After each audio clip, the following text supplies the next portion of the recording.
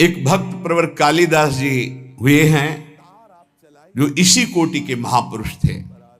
अद्वितीय भक्त निष्ठा उनकी थी। भगवत निष्ठा अद्वितीय उसी की मानी जाती जो भक्त निष्ठा होती है।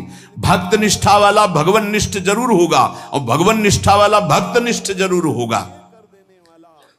कालिदास जी श्री रघुनाथ दास गोस्वामी के गांव से 1.5 कोस दूर रहते थे, उसी कुल के थे और ठीक वैसे ही भक्ति थी जैसे पूज्य रघुनाथ दास गोस्वामी की। भगवान नाम में इनकी इतनी निष्ठा थी कालिदास जी की, उठते बैठते सोते जागते खेलते हंसते बात करते हर समय इनकी जिह्वा पे नाम चलता रहता।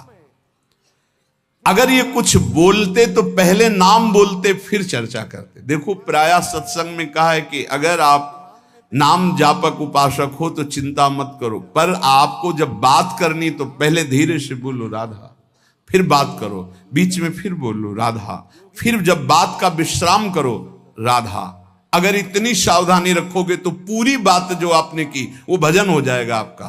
कोई कार्य प्रारंभ कर रहे हैं राधा, कार्य के बीच में बोल लो राधा राधा, कार्य के समापन में बोलो राधा, और वो कार्य समर्पित वो भगवत प्राप्ति करा देगा। आप बात को पकड़िए। वो किसी बात को बोलने के पहले नाम बोलते थे। वो भगवत नाम के बिना तो बोल ही नहीं सकते थे, पहले बोलते थे राधा। ये भक्ति की पहचान है। विभीषण जी जब उठे तो राम राम राम, हनुमान जी ने राम नाम ते सुमिरन कीन्हा, हृदय हरसि कपि सज्जन चीन्हा, ये सन हठ करी हो पहचानी साधु ते होए न का। ये संत है क्योंकि सो के एकदम उठते हुए बोला राम राम, ये भक्त का लक्षण है। ऐसा सबको करना चाहिए। नींद खुले तो पहले भगवान नाम उच्चारण करते हुए ही पृथ्वी को प्रणाम करके पैर रखना चाहिए। अद्भुत नाम निष्ठा थी कालिदास जी की। बिना नाम के वो बात ही नहीं करते थे, पहले नाम उच्चारण। और ये नाम उच्चारण, नाम में प्रीति कहां से प्राप्त हुई, बहुत सूक्ष्म बात है। इनकी भक्तों में बहुत बड़ी प्रीति थी, इसी से इनको नाम में इतनी प्रीति हुई।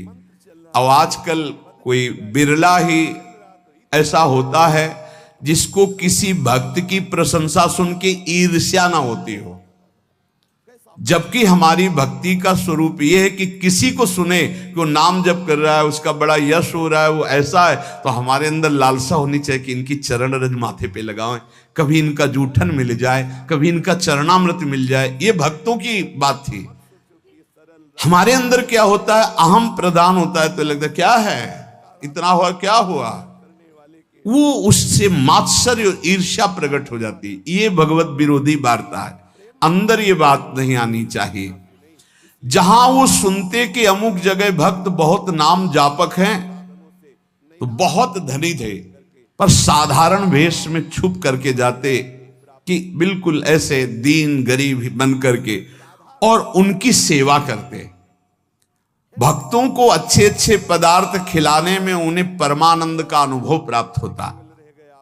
और ऐसा सिद्धांत भी है कि जैसे गर्भवती मां को भोजन पवाओ तो बच्चे को अपने आप पहुंच जाता है, ऐसे हृदय में हृदयस्थ विराजमान भक्तों के प्रभु हैं, तो भक्तों को पवाओ तो प्रभु का अपने आप भोग लग जाता है। भक्तों के मुख से प्रभु बहुत आनंद पूर्वक पाते हैं।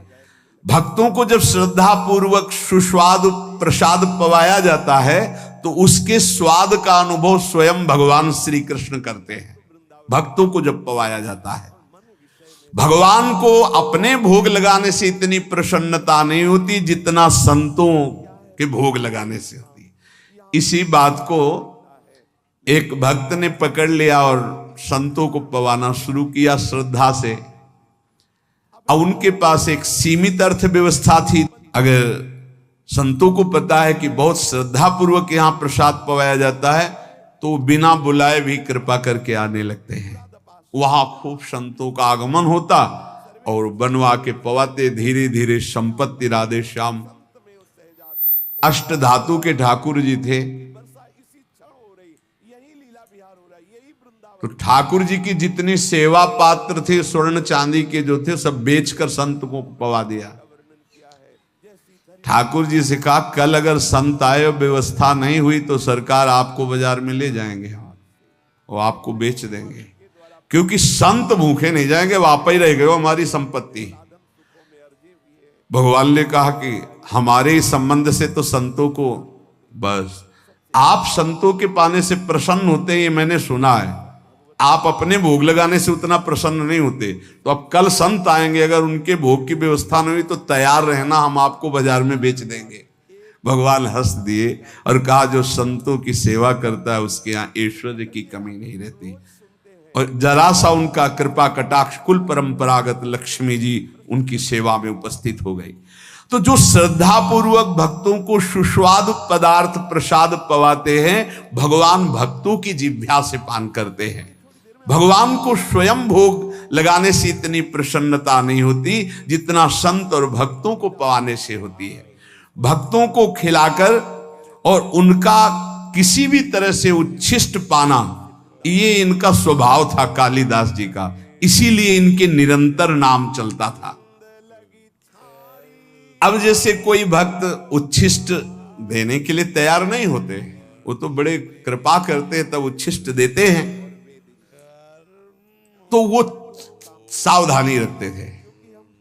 कहीं भी तो पात्र धो के फेंकेंगे, वहां से जल ले लेना, अगर चूक हो गई तो पात्र में से हाथ करके बस कर लेना, वो अपने पात्र लेके गए चाट लेना, उच्छिष्ट का भाव।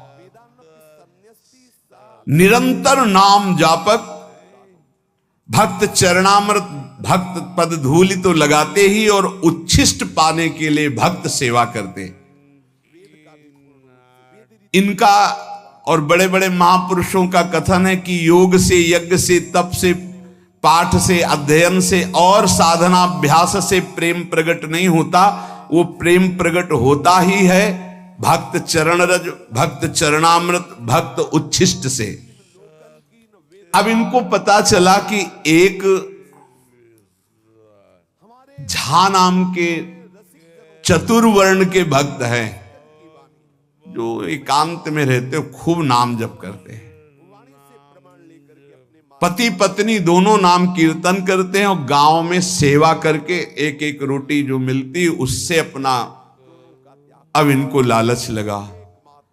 ये प्रभु से प्रार्थना की कि ऐसे भक्त का उच्छिष्ट प्रभु कैसे मिले, हमें उपाय बताओ, क्योंकि हम जाएंगे तो वो तत्काल सम्मान प्रदर्शित करेंगे और सम्मान प्रदर्शित करेंगे तो उच्छिष्ट नहीं मिल पाएगा उनका। भगवान से प्रार्थना की, तत्काल